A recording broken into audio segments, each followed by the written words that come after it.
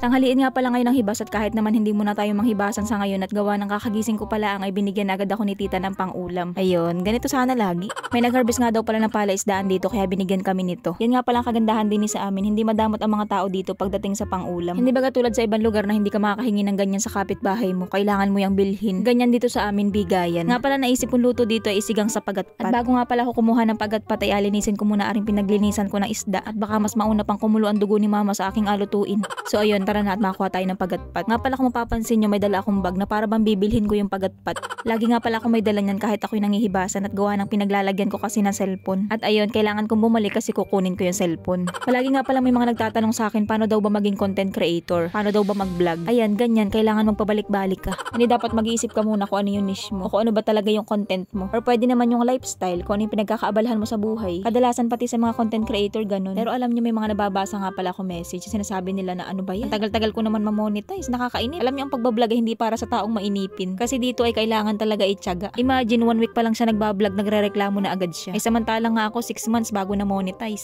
Parang hindi nga lang 6 months eh. At saka alam nyo hindi naman nagtatapos yan kapag ikaw ay monetize na. Kasi kailangan mo pa rin magtyaga. Kasi hindi naman porket monetize ka na at marami ka ng followers ay kikita ka na ng tiba-tiba nang hindi naghihirap. Kailangan mo pa rin gumawa ng mga content. Wala kang kikitain kapag nakatunganga ka lang. Kasi alam nyo yun na napapansin ko sa mga taong nasa paligid ko. Lagi nilang sinasabi sa akin na wow, buti ka pa, pag-alagala ka na lang tapos sumasahod ka ng malaki. Paano yun? Ano yun, magic? Pero yun na nga, mabalik muna tayo din sa pagkuha ng pagatpat. Yan ang mulog ko nga pala, nakalimutan ko nga pala ay bumagyo. Wala mga bunga ang pagatpat at nalagas. Alam niyo minsan talaga ang utak ko nakapatong lang sa ulo, hindi ko ginagamit.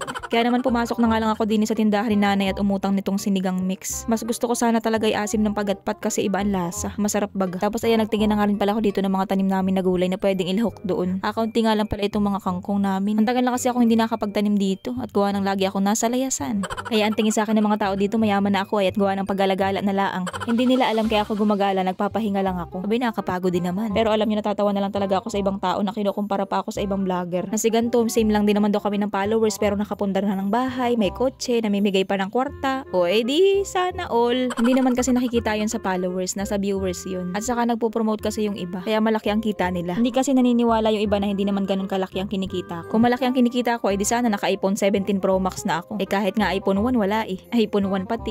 May chance naman talaga guminhawa ang buhay sa pagbablog basta masipag ka at matyaga. Saka ganyan naman talaga sa buhay, kailangan mo laging sipagan. Hindi naman porket vlogger ka ay petiks-petiks na lang. Mapa-vlogger o hindi, kailangan mo sipagan para guminhawa ang buhay mo. Kasi walang madaling paraan para kumita ng kwarta. Kahit pag nanakaw nga, mahirap din eh. Nakakapagod kayang tumakbo habang habol ka nung ninakawan mo.